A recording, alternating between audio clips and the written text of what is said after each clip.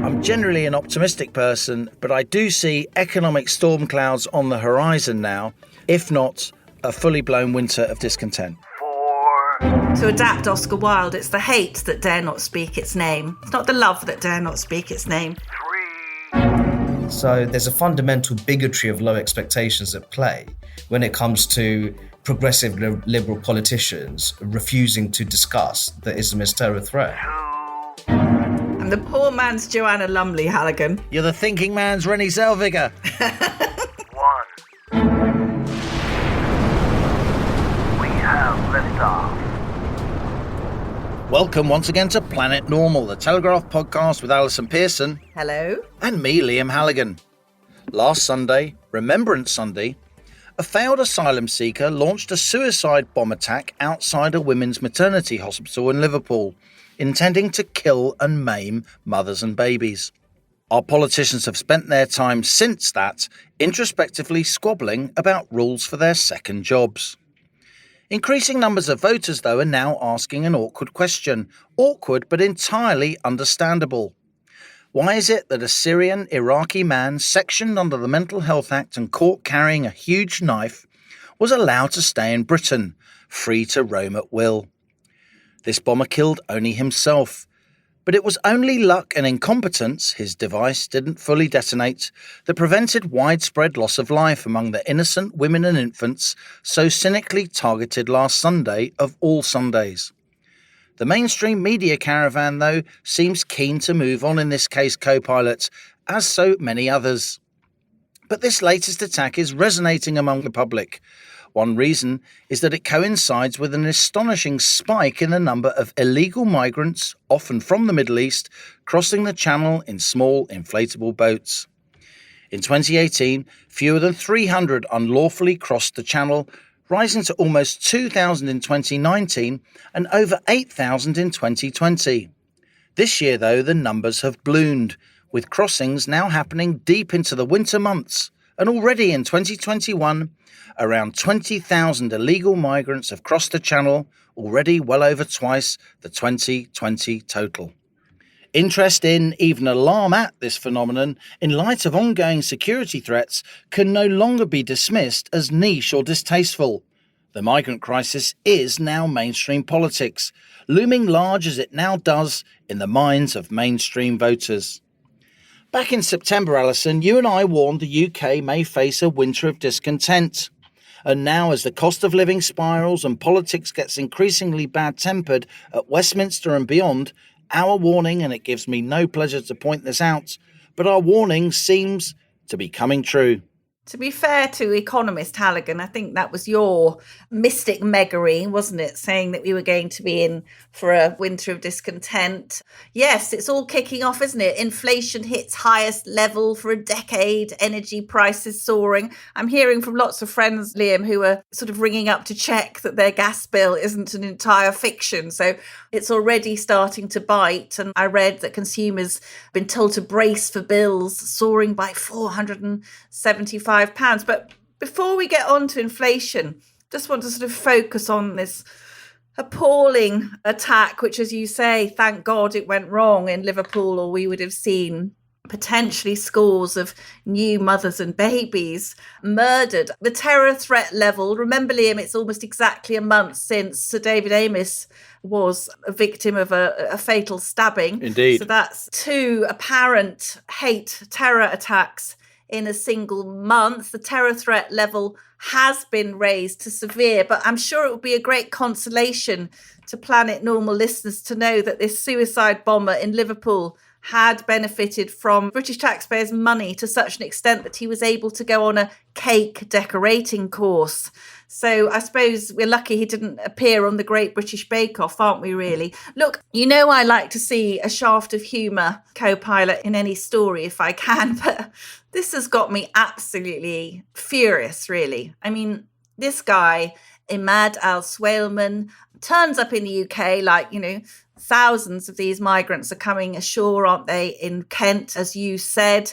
He has his asylum application turned down in 2014. Conveniently, he converts to Christianity, Liam, because apparently, little is it known, but it was a Telegraph splash on Wednesday, that becoming a Christian is a way of ameliorating your situation as an asylum seeker. It's playing the game. If you convert to Christianity, you're seen as looking like you're more assimilated in British society. And guess what? You are much less likely to be turfed out of the UK because you can claim that the intolerant country you came from might execute you for, this is a word I can't say, apostasy. And I was looking back, Liam, at some of the recent, in the last 5-10 years, appalling attacks by Islamist extremists. We saw little girls and their parents murdered at the Ariana Grande concert by Salman Abedi, the son of asylum seekers who were rescued off the Libyan coast by the Royal Navy. No less, we had the atrocious murder of 3 gay men having a picnic in a park in Reading by an asylum seeker. And that Reading jihadist, Liam, avoided deportation from the UK 5 times using £107,000 in legal aid to do so. And guess what, co-pilot? The Reading jihadist was a Christian convert. So these people are making a mockery of our borders. We've had Priti Patel calling it the asylum merry-go-round, exploited by a whole professional legal services industry. But I think we should point out to Priti Patel that she is the Home Secretary and she has been so for 2 years. We've had a Conservative government for 11 years and we are still in this dreadful situation with a broken asylum system, which makes a mockery of our country's generosity, long, proud history of generosity to genuine refugees, but also, as we can see now, Liam, increasingly puts the British public in the way of great harm. I think there's a analogy to be drawn, Allison, and maybe historians will draw it, between the debate over our membership over the European Union and the debate over the inflatable boats crossing the channel full to the brim and beyond with illegal migrants to this country, because that's what they overwhelmingly are, illegal migrants. Not so many years ago, it was seen by polite society as to be beyond the pale that you might want to leave the European Union. And yet there was a big body of opinion out there, which the political media class was largely ignoring, saying we really don't like being pushed around by the European Union. We really don't like the fact that our fishing communities have been decimated.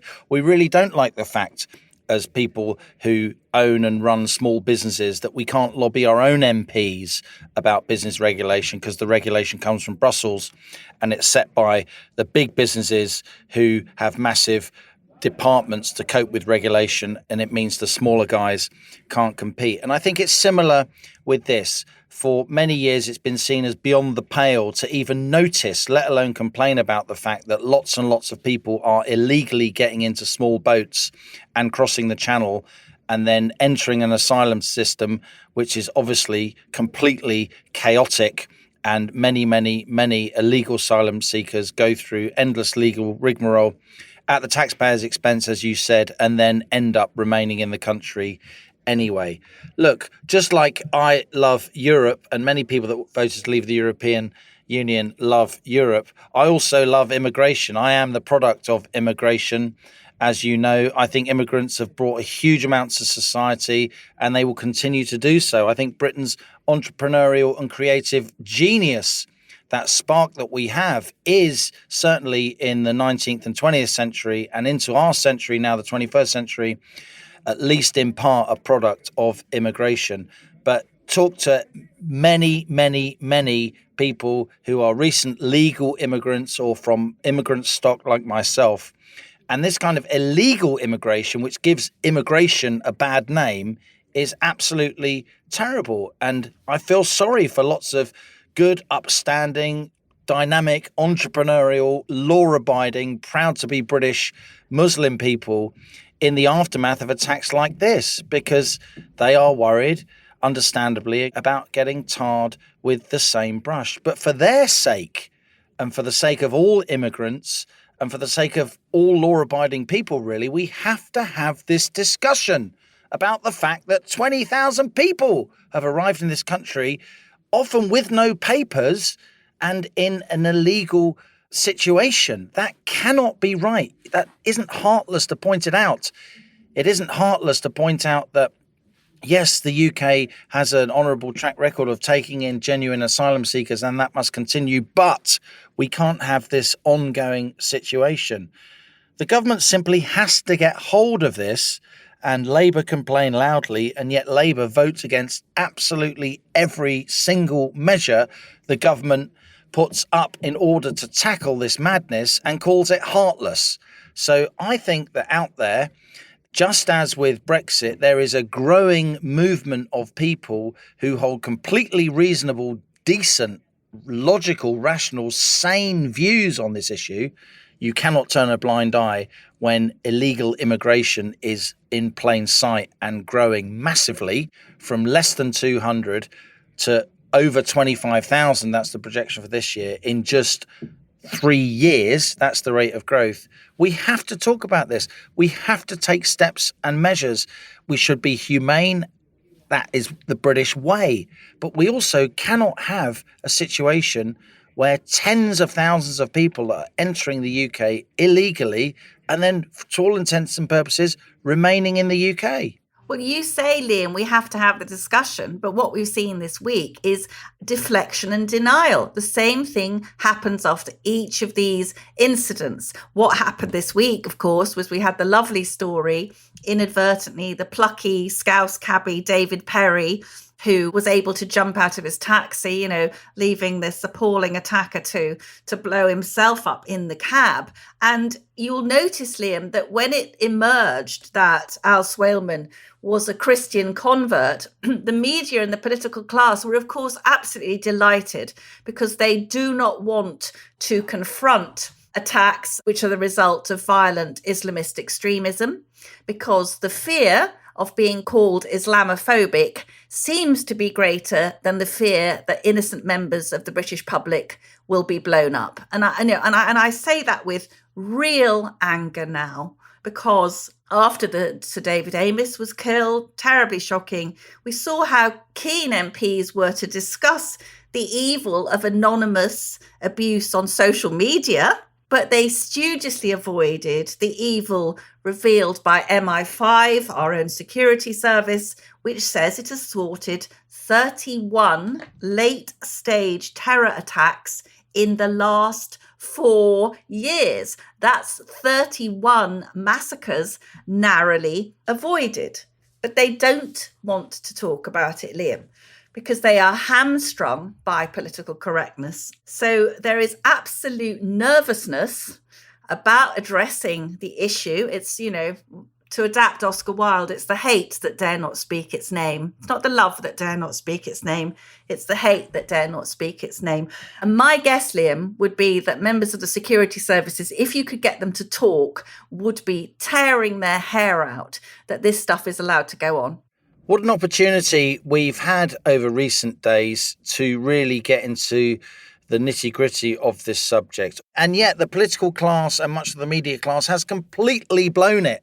Since Remembrance Sunday, how many hours have we spent discussing MPs squabbling about their second jobs? Again, why aren't we talking about this? And that's not to be craven about it. It's not to want to spread division. On the contrary, it's to get hold of a problem that many, many, many British Muslims are deeply concerned about. And I would personally, just as an Irish person during the 70s and 80s, when there was bombing attacks, people in the Irish community spoke out. I was there in church when Irish priests in Irish accents in London boroughs were speaking out against the use of terror to get some kind of political leverage. And I'd like to see some of the imams and other Muslim community leaders, many of whom do huge amount of good work in our communities more broadly. I'm not dissing them in any way, but some of them have to become braver and more willing to call out bad behavior and criticism. And it's only really from within the Muslim community itself that our security services can really get a handle here on what's happening. It strikes me that this is a particularly difficult case because the individual concerned, the perpetrator on Remembrance Sunday, was taken in by the Christian church, was given housing and food and love by a Christian family, almost adopted, it seems. A huge amount of warmness and openness and tolerance was shown towards him despite his illegal status. That speaks so well of the UK. I'm proud of the UK for that love and welcome that was extended to him. But on the other hand, Allison, on the other side of the coin, this complete reluctance to discuss this, and we will get hammered by lots of people on social media for just having this discussion that we're having now. Our reluctance to discuss this, our determination to sweep it under the carpet, yet again, I'm afraid that is the bad side of the British character, just as the warmth that was shown to this man is the good side. Yeah, that's absolutely right, Liam. Anyway, just a funny thing which you like. So David Perry, the Liverpool taxi driver, who CCTV footage, Liam, you saw it, didn't you? Him coming out of there was a sort of a partial explosion in his cab from the bomber on the back seat, and David emerged in a sort of cloud of smoke, absolutely dazed. And his lovely wife said that what had really wounded him was that the media had called him 56 when he was only 45. So I thought he's obviously making a good recovery if he can object to the age he's being called. That irrepressible Scouse sense of humour coming through. But Boris has made a mess of this, Allison, I think in part because he's massively distracted. And he's massively distracted, isn't he? Massively. Because of chaos within his own court. Yeah. Because of the U-turn he did on this so-called sleaze scandal.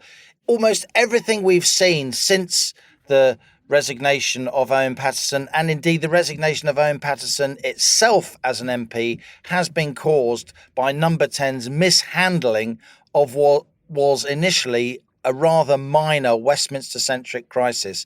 It's become like a complete nervous breakdown among our body politic at a time when the public is screaming at them to be focusing on other things.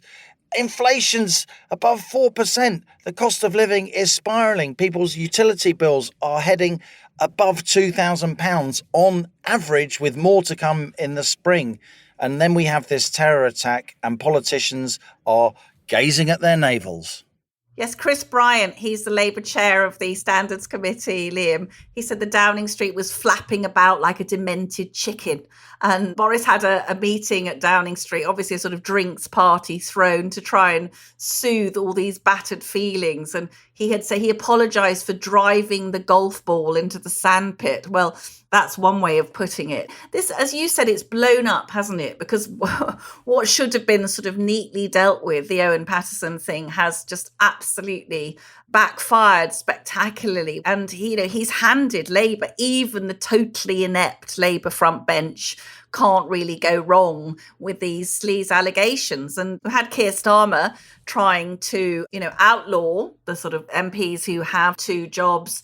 Boris tried to get in at the front of this, to head this off by claiming this was his own initiative. But I mean, where's it all going to end? Because are we going to have now Conservative backbenchers massively fed up that they're not allowed to take on extra work? I mean, one of the problems, Liam, I think, is that a lot of Labour MPs come from the public sector, where an MP's wage, which I think it's around 82 grand, isn't it? 82 grand a year. That's quite a good whack for someone who's come from being in social work. But if you are, quite a high-flying lawyer or a surgeon, as some MPs are, it's a real dive in income. So what do we do? Do we pay MPs more? That would stick in the craw of members of the public who barely think they should be paid at all. What do you think, Halligan? What's the solution? I think the solution is that it's all about the amount of time you spend on your second job. And if your second job has nothing to do with Parliament and you don't have it because you're in Parliament, then as long as being an MP is your main job and takes the bulk of your time, even the vast bulk of your time, then that's fine. I don't worry if an MP is a doctor and they spend some time doing some shifts in A&E. I don't worry if an MP is a lawyer or QC and they keep their practice going, albeit as long as they don't overdo it and they don't do too many hours. What I do object to is when MPs get consultancies based only on the fact that they are an MP, while they're an MP, giving businesses a paid advantage on how to play the parliamentary system, maybe tabling an amendment or something. I mean, that's just straight outright wrong. I don't think we want a bunch of political automatons in government. We got far too many people in the House of Commons itself who've never done anything else apart from politics, from a PPE degree to a special advisor post, maybe via a think tank, and suddenly they're making the law and they know nothing. They've never made payroll. They've never employed anybody. They've never had to get up in the morning and save a business or someone else's business. No real massive grown-up decisions. And we've got far too many people like that in government. I don't want to distract from politics as a career, and I don't want to discourage good people from entering politics. So a bit of work on the side, as long as it's not because you're in Parliament, but as well as being in Parliament, I think is a good thing. But the trouble is, Boris Johnson has queered the pitch so much here by trying to change the rules and then U-turning. He'll deny it, but that's effectively what's happened, that he's kind of ruined it for everybody. We will end up with a professional, hand-picked, trained from childhood political class if we go down this rule of sort of absolute abstemiousness on second jobs. And I think that's almost as bad, if not worse even, than MPs, being paid to lobby while they're MPs. Just quickly, to pick the capacious brain of the Irish immigrant, is the Bank of England going to raise interest rates? Because I was looking at this and the wages, with all these, tax increases are coming up in the spring, aren't they? Energy prices are soaring. Wages are going to need to go up just to not see a decrease in living standards. Do you think that the bank will raise interest rates, Liam? Allison, when inflation hits 4.2%, as it just has, the figures for October just coming out as we're recording, and the Bank of England's target is 2%, so the actual inflation outcome is more than double the target, and with more to come, with the Bank of England itself now acknowledging inflation could hit 5% early next year, then the optics of keeping interest rates where they are very, very bad indeed. The Bank of England did take a hit to its credibility by not raising rates earlier this month when financial markets thought they would, not least because the Governor, Andrew Bailey, and other members of the Monetary Policy Committee, the 9-strong committee of economists, had been dropping big hits that rates were about to rise. But look, this is a really important issue.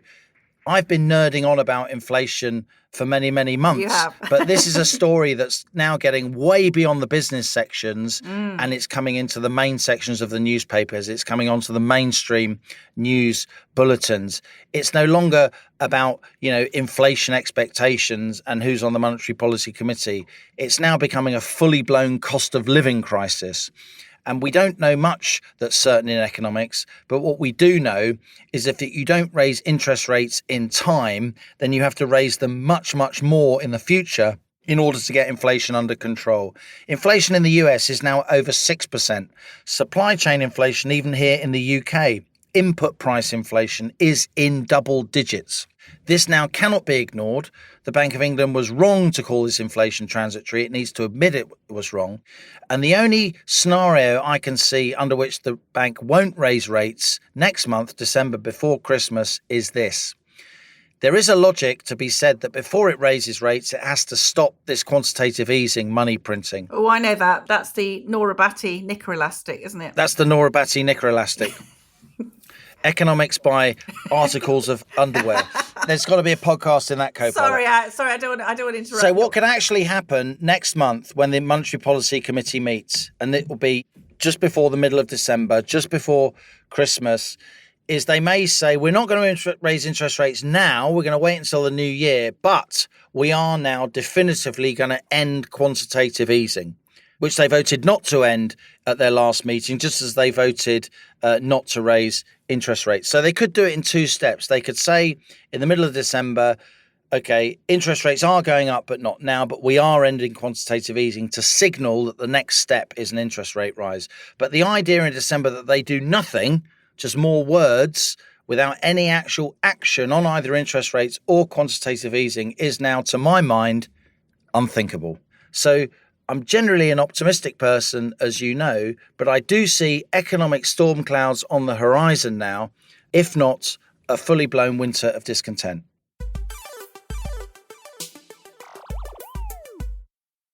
It begins with a miracle treatment. These treatments were seen as a wonder drug to benefit all of us. Young lives injected with hope. This is going to transform your life. But the treatment's tainted. It contains a fatal poison.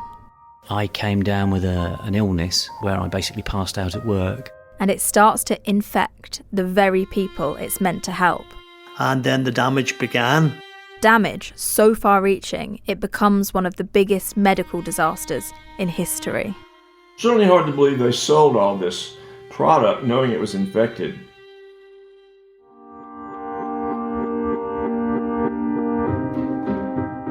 Join me as I trace it from the veins of innocent people back to a notorious American prison in the Telegraph's latest podcast. It's Bed of Lies Series 2 with me, Cara McGugan. A true story of greed, betrayal and deception, and it ends with a death sentence. In essence, they put money over life. Search Bed of Lies wherever you're listening to this.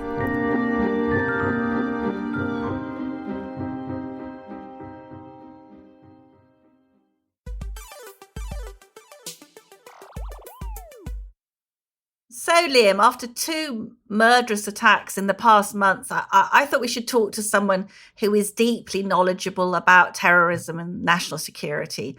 Dr Rakib Ehsan is a research fellow for the Henry Jackson Society's Centre on Radicalisation and Terrorism and the Centre on Social and Political Risk. Born into an Indian and Bangladeshi origin family in Luton, Rakib studied politics and international relations at Royal Holloway, University of London, going on to do a PhD, which investigated the impact of social integration on the public attitudes of British non-white ethnic minorities. Dr. Ehsan has written a number of reports on social cohesion and national security, including Muslim anti-Semitism in contemporary Great Britain and weaponising COVID-19, far-right anti-Semitism in the United Kingdom and United States.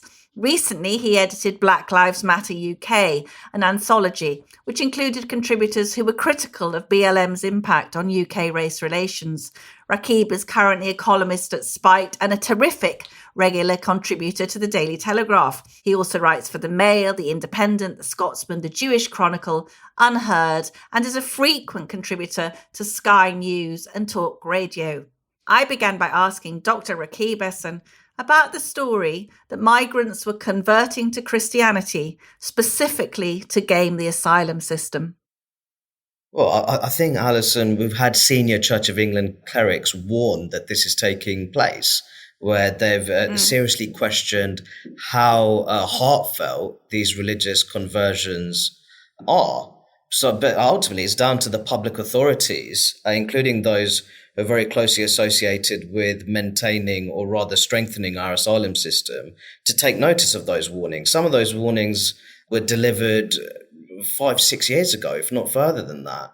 So I think that the Church of England, senior clerics within the Church of England, the Anglican Church, they've raised the possibility that Muslim asylum seekers are converting to Christianity, not because this is a meaningful religious conversion for them, but rather they see it as a way of blocking or rather avoiding deportation from the UK. Maybe I'm the naive one. I was pretty shocked to hear about that. So MI5 says it's sorted 31 late-stage terror attacks in the last 4 years. So the mass murder of little girls and their parents at an Ariana Grande concert by Salman Abedi, the murder of 2 Cambridge University graduates at Fishmongers Hall by Usman Khan.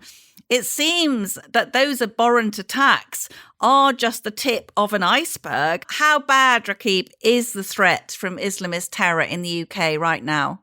Well, I think that the Islamist terror threat is significant within the UK, Allison. Just to get a bit of a measure on it. So the broader MI5 terror-related watch list in recent times, it's hit the 43,000 mark. Wow. Within that pool of 43,000 individuals, 9 in 10 are categorized as Islamist extremists, which is quite remarkable. So I would say that the Islamist terror threat in the UK is significant. We have very serious issues when it comes to social segregation, especially in inner city areas. Traditionally, we've adopted a laissez-faire approach when it comes to multiculturalism. The main problem is that we have a broken asylum system. Yeah. I do feel that our asylum system now is being exploited by individuals who aren't particularly appreciative of the liberal democratic freedoms they're afforded in the UK, but rather they would rather exploit those freedoms. And I think that combination of having traditionally hyper-liberal immigration system combined with failed integration outcomes, that's very much fed the beast of Islamist extremism in the UK. Are you saying it's quite convenient to these malefactors, these bad guys? I mean, has our approach been, a bit of a boon to them, to be honest? Well, I think we have a broader infrastructure where, for example, we have human rights legislation, which I feel has been used in a way where we have the situation where the rights of those who have broken laws in our country, people who have no respect for the rule of law, their rights are prioritized over the law-abiding majority that simply wants to live in peace and harmony. And I think on top of that, you have a legal sector, you have professionals who specialize in defending those individuals. Now, of course, they have a right to that defense, but it's become a profitable industry in that sense. And I think that when you look at the figures for the amount of legal aid provided for convicted terrorists, I do believe that considerable portion of the British public feels that the legal system doesn't really operate in the interests of the law-abiding majority living in this country. Yes, and whenever there's an attack like the one we saw this week, you get officials saying the same thing. The public must remain vigilant. We will never give in to those who seek to divide us. The media then announces invariably that the killer had mental health problems. We then get a counter-terrorism person saying, oh, there's also a terror threat from the far right. There does appear, Rakib, to be this huge reluctance to discuss an attack's potential association with violent Islamist extremism. Why is that? Oh, I couldn't agree more. I think there's a number of reasons behind that, Allison. I think when we look at the killing of Sir David Amess, yes, there was a real reluctance to discuss the potential links with Islamist extremism. We were fed this nonsense about Britain's confrontational political culture, which largely stems from our historically two-party system. That's been the case for decades. I do feel that there's a reluctance to discuss it because people are fearful of being subjected to the violence itself. I also think there's a bigotry of low expectations. I think there's a dangerous conflation between robustly discussing the threat of Islamist extremism and anti-Muslim prejudice. It's not a form of anti-Muslim prejudice to discuss the prevailing terror threat in this country, which is Islamist extremism. And interestingly, Allison, surveys show that the comfortable majority of British Muslims are worried they're worried about the impact of Islamist extremism. Quite often it's those moderate patriotic elements within British Muslim communities which have to live with Islamist extremism on a day-to-day basis within their own communities. So there's a fundamental bigotry of low expectations at play when it comes to progressive liberal politicians refusing to discuss the Islamist terror threat. I think that's really interesting, Rakib. I mean, that's very much what strikes me, is there seems to be an official terror of stoking anti-Muslim feeling, yet by not openly discussing what's going on and the threat, that then there are knock-on consequences for social cohesion, with many non-Muslim people thinking, well, we never hear from these people how bad it is. So we don't hear enough, I don't think, from that law-abiding, decent Muslim majority who want to live their lives very happily in our country. Do you think that's right? Well, I think that, Alison, if I just look at the case of Salman Abedi, the Manchester Arena bomber, he was reported to the authorities by local Muslims. He was also banned from a local mosque because of his radical views on Islamic State. So I think that this idea that British Muslims, moderate, law-abiding British Muslims, are not playing their part in broader counterterrorism efforts, I think that is wide off the mark. I think actually what the main issue is that you have the metropolitan liberal mainstream, which refuses to provide those moderate Muslim voices with the weight that they deserve. Yes. Something that struck me, it's been reported, as you said, that the vast majority of the 43,000 people on MI5's terror watch list are jihadist. About 39,000 of them are jihadist, compared to a few thousand far-right extremists. But you've pointed out, Rakib, that the Prevent Counter-Extremism programme is designed to nip potential extremism in the bud. But between April 2019 and March 2020, fewer than 1 in 4 cases referred to Prevent, that's about 24%, fell into the category of Islamist radicalisation, while 22% were classified as far-right radicalisation. I mean, surely most British people would find it utterly bizarre that far-right cases are on a par with Islamist cases when it comes to referrals to Prevent. Well, I think that there's a fundamental mismatch between the ideological composition of cases which are handled within our counterterrorism structures and the ideological composition of the overall national terror threat. I do think that there are ideological biases at play within our broader counterterrorism structure, because you see there, in terms of cases referred to Prevent, recent figures show that around 1 in 4 cases fall in the Islamist extremism category. That's not matched to the ideological composition of the national terror threat. Now, the far-right terror threat in the UK is a rapidly growing one, but people confuse rapidly growing with being the main one. This is basic mental arithmetic, really, that something can be rapidly growing but can still be a relatively small threat compared to the prevailing threat, which in our country is Islamist extremism. I think it's a possibility that there's certain organizations involved in referring cases to Prevent who are reluctant, or rather they may be more enthusiastic to refer a potential case of far-right radicalization, but when it comes to Islamist radicalization, perhaps for fear of appearing racist or anti-Muslim, they may be more reluctant to refer a potential case of Islamist radicalization. And I think that's a very serious problem, because if our counter-extremism and counter-terrorism efforts are plagued by the forces of tribal identity politics and political correctness, then that in itself is a national security threat. Yes, it certainly is. You wrote rather brilliantly, being anxious over the country's most significant terror threat is not a form of anti-Muslim prejudice. Do you worry sometimes that there's a danger that the action of perhaps 39,000 murderous individuals who hate our way of life might rebound on millions of law-abiding Muslims? Well, I think that the actions of a tiny minority, it can make life very difficult for a law-abiding majority. When we're looking at the broader dynamics within the British Muslim population, you'll actually see that levels of British patriotism, trust in public institutions, satisfaction with democracy, they're relatively high within British Muslim communities, and trust in the police as well.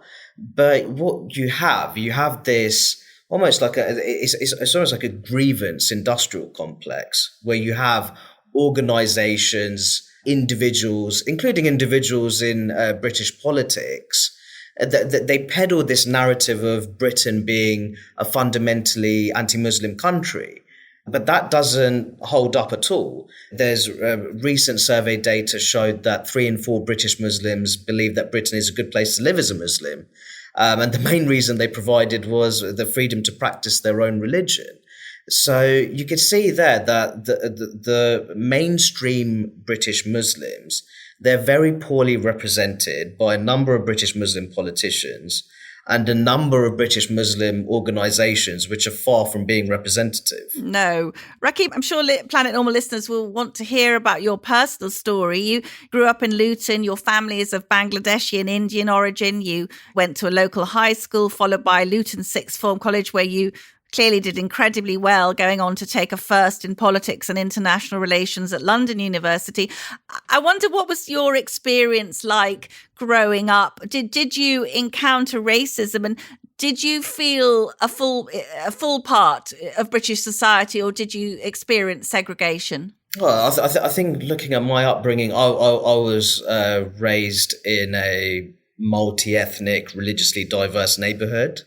And I felt that on the whole, Luton, for all its troubles, and Luton has had its fair share of problems when it comes to Islamist extremism. It was also the birthplace of the English Defence League. Yes, was it? Oh, But right. Okay. It was indeed. But I'd say overall, in terms of my experience of growing up in Luton and still living in Luton, it ultimately comes down to your attitude, but it also comes down to your family culture as well. And being raised in a family unit which encouraged me to treat people with fairness, irrespective of their background, I think that really put me in good stead in terms of thriving in our multiracial democracy. Does it worry you that there are some cities in this country where a young Muslim child might not be coming into contact with children from other walks of life? I mean, is there a danger of segregation and that we're sleepwalking into segregation? I think that social segregation, particularly in certain inner city neighbourhoods, I think is a very serious problem. Because under those conditions of segregation, quite often social segregation is tied with intense forms of material deprivation as well. Those young people living in those segregated communities, they don't have an opportunity to develop those positive relations with those of a different ethnic, racial or religious background. And under those conditions, suspicion of the unknown can develop. And that's hugely problematic when it comes to maintaining a healthy level of social cohesion in a multiracial, religiously diverse democracy such as ours. And I'm firmly of the view that our political classes, they've adopted this very relaxed approach when it comes to multiculturalism, championing difference between different groups. But what they failed to do is establish a common moral cultural standard to help tie those different ethnic, racial and religious groups together. Yes, coming back to some of these radicalised young Muslim men in their bedrooms, a lot of them become radicalised over lockdown. What hole in themselves is this pernicious, Islamist propaganda against the country they were born in? What need is that fulfilling in them, do you think? I think that online radicalisation, it was always going to be a problem under the lockdowns associated with the COVID-19 pandemic. And it is possible that that's led to a shift in the nature of our terror threat, where you could see low-tech, lone wolf terror attacks by individuals who are essentially trapped in these online hubs of these loosely organized digital extremist communities. I definitely feel that various forms of online radicalization may have accelerated under the pandemic. And as we're opening up, our post-COVID society, you could say we're not quite there yet. But it's not an exaggeration to say that we're living in a very different society now. And that includes the nature and the scale of the terror threat in modern day Britain. With Christmas approaching, do you worry that there's a possibility of more copycat attacks? Will disturbed individuals who are carrying terror-related aspirations, do they see sort of festive Christmas gatherings as target-rich venues? That's something that the security services have already mentioned. They've asked the public to be vigilant. But I think that the real issue here is that there's real mixed messaging. So, for example, it's been discussed a great deal that the individual behind the Liverpool bomb blast was a Christian convert. That's been talked about a great deal.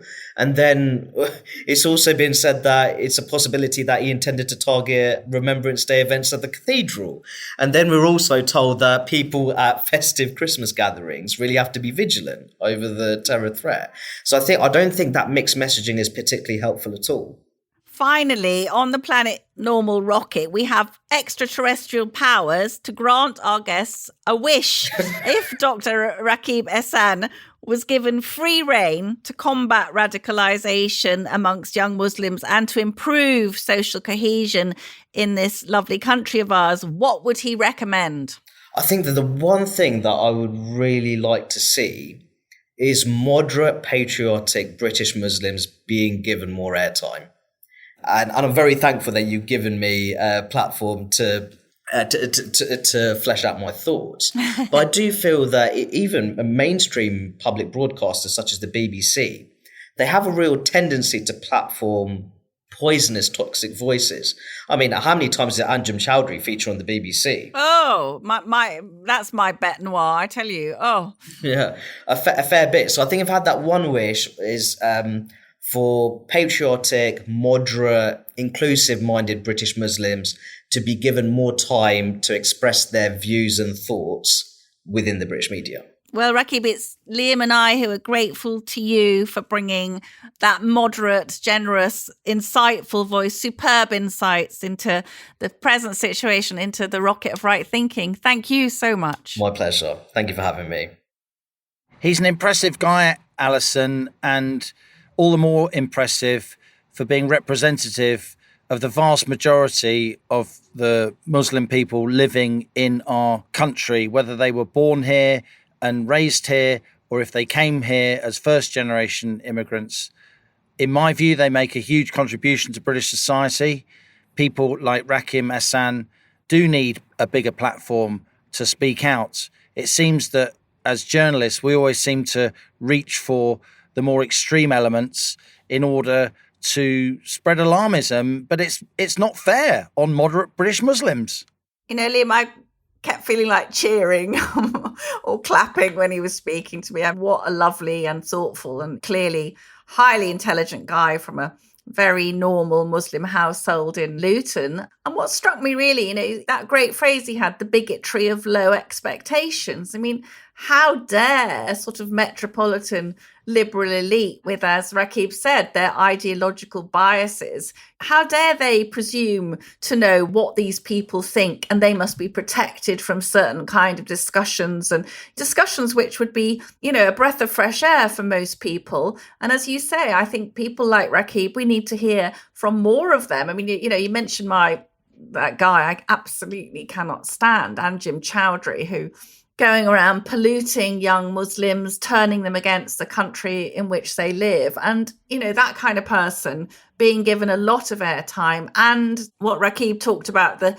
grievance industrial complex, peddling the narrative of Britain being an anti-Muslim country, which these people, a lot of people on the Labour benches, they think that they're doing a big favour to Muslims by peddling these grievances. In fact, they're causing division and alienation, I would suggest.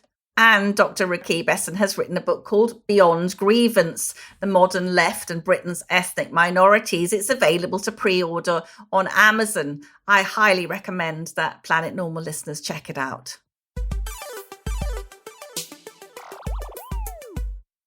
Now on to our listener emails, a selection of the fantastic messages you send each week to us at planetnormal@telegraph.co.uk. Please keep them coming. We learn an enormous amount from your messages, and we often go on to debate them, Liam and I, in the podcast. This week we've heard, Liam, from a lot of parents who are really concerned that while adults are enjoying the full freedoms as lockdown restrictions have been lifted, children in schools are back into really quite worrying restrictions. And this is from Fiona, not her real name. Like many of your listeners, Fiona says, I feel you have helped to keep my husband and me sane. Well, relatively so, during the crazy roller coaster ride we've all experienced over the past 18 months. My daughter suffered terribly during the lockdowns and school closures.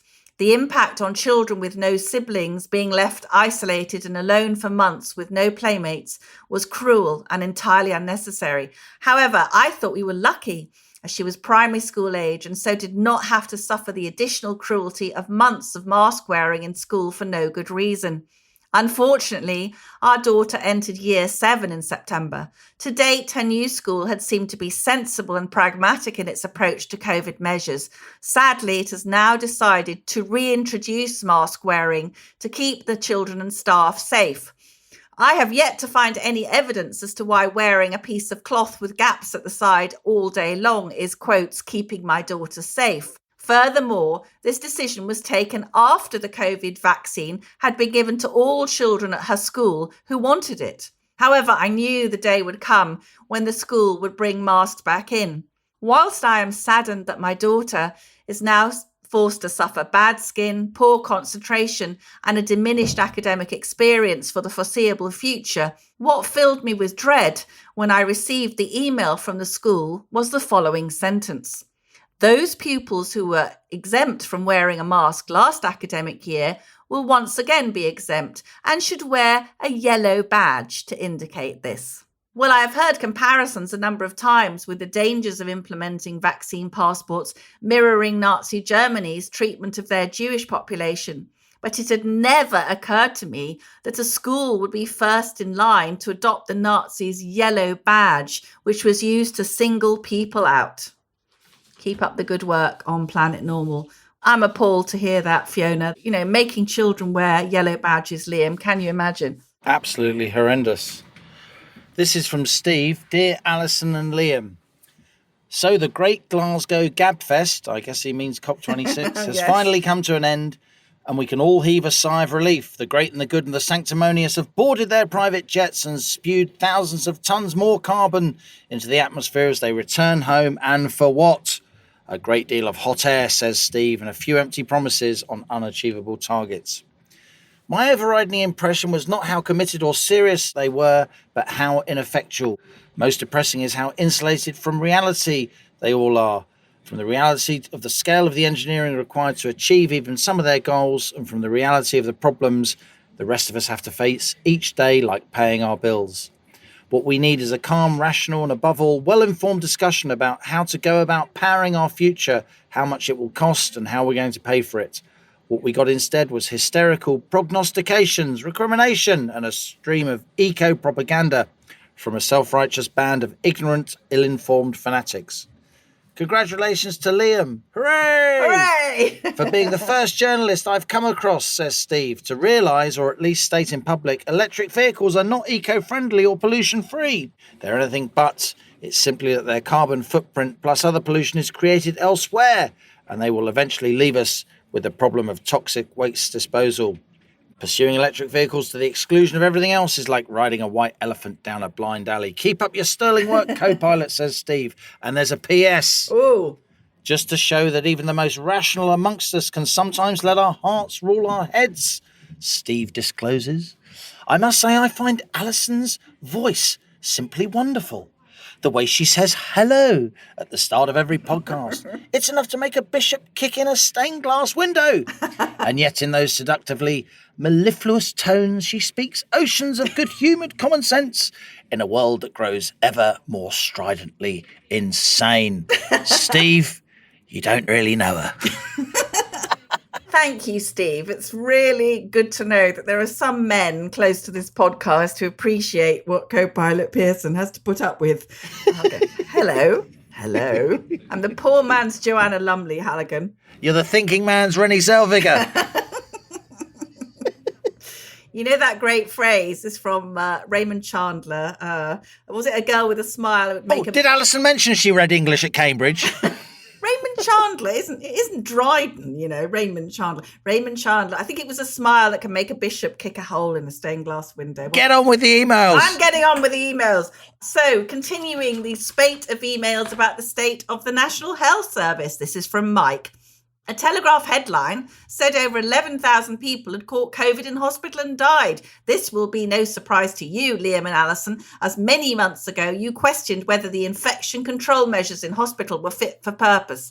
I have visited a couple of hospitals recently and noticed that all the staff are diligent in wearing standard issue masks, but in the Telegraph, Dr Colin Axon, advisor to the government, explained that the holes in surgical masks are 1,000 times larger than the COVID virus aerosol, so they are no more protective than a comfort blanket. So hospital staff may look the part, but are they actually acting the part, or is it all showmanship? Planet Normal is doing a great job trying to get science and common sense into people's thinking, but it really is an uphill struggle. Don't give up. We won't, Mike. Here's one from Clowder. What a lovely Irish name that is. Firstly, many congratulations, Allison, on your award. Oh, she didn't mention it. Announced on Planet Normal for the 5th time. That life-enhancing podcast that it is. Very well deserved. The Wallace and Gromit Cheese Award. For fine writing. Have you finished? Pipe down. Crikey. I felt I had to write to say how I so agree with you about the boomer generation fighting back against woke institutions. We too have cancelled our National Trust membership, among others. My husband has also removed a bequest from his will to his alma mater, Nottingham University, and I will be doing the same with mine, King's College London. I can't understand why these universities are so supine and have no backbone when it comes to the woke demands of their students, here today, gone tomorrow, to be replaced by the next ideology. I think the most disturbing thing is that this has all happened under a Conservative government, but when you have the woke version of Marie Antoinette, brackets, Carrie, controlling our Prime Minister, brackets, in every department, exclamation mark, and dictating the agenda, what can one expect?